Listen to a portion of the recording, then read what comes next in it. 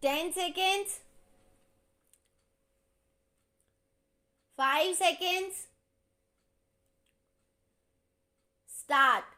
While moving the motion, the honorable member made a very fine speech giving us a clear picture of what the universities are today and what the university should be. But, sir, I was unable to follow the objects of the bill. The aims of the bill do not seem to be clear even to the framers of the bill. In the statement of objects and reasons, it is said, the Constitution of India vests Parliament with exclusive authority in regard to coordination and determination of standards in institutions for higher education or research and scientific and technical institutions.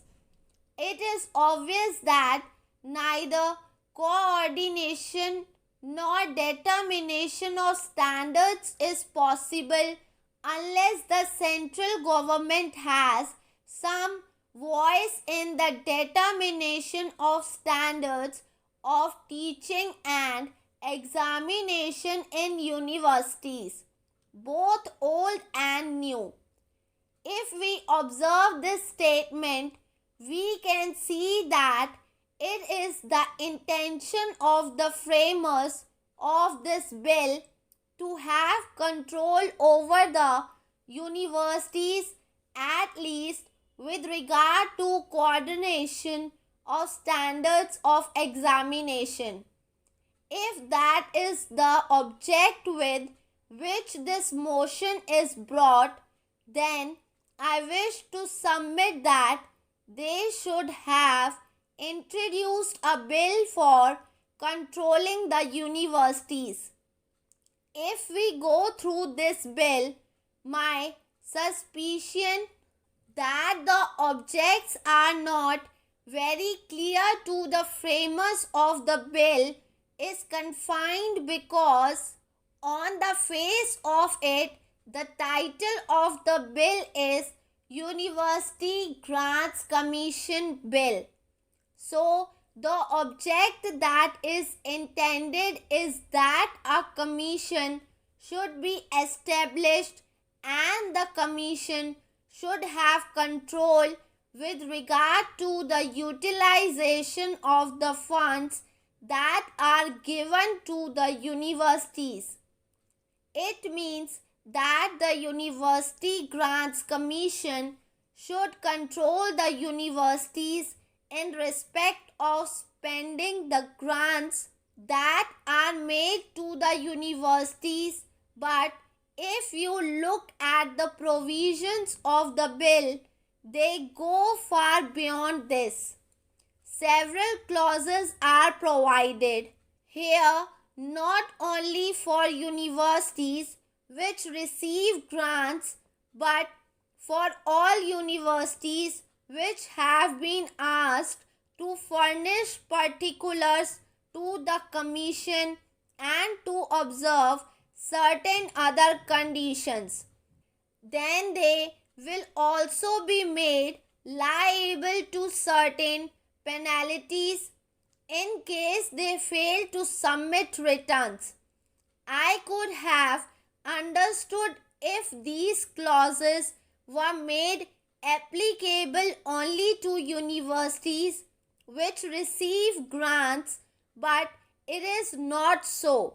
As per definition, university means a university established or incorporated by or under a central act or a state act under the concurrent list.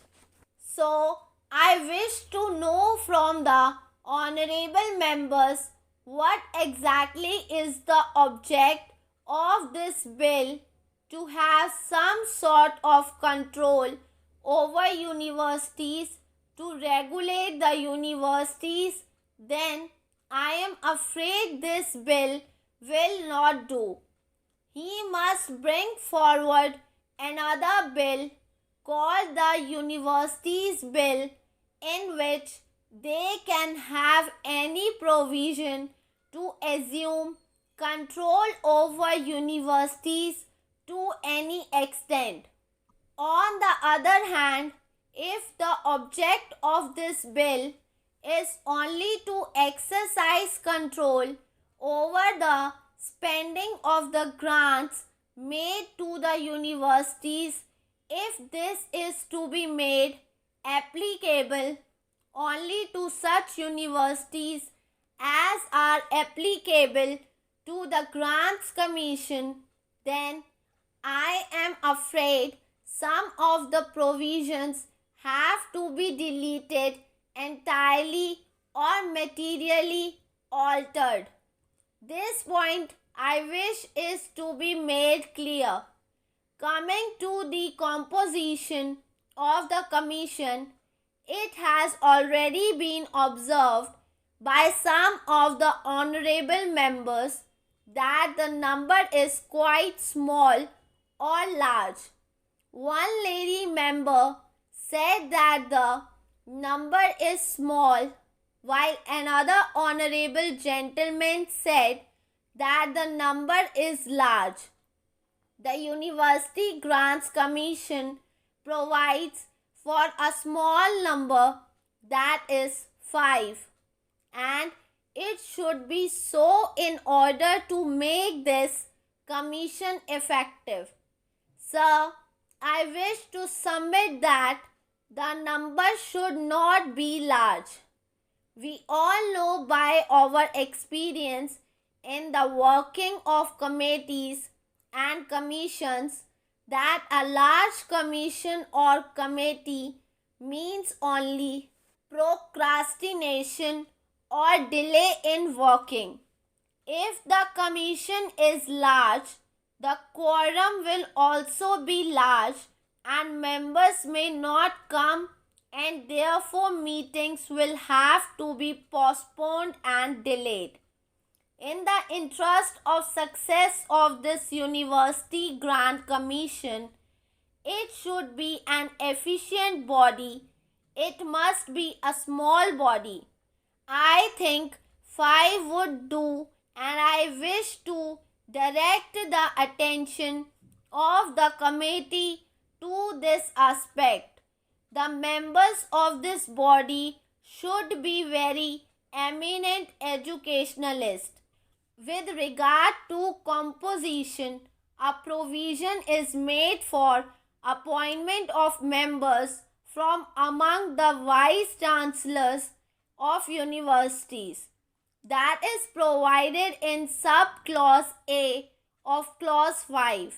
Sir, this is a matter which involves a very great principle.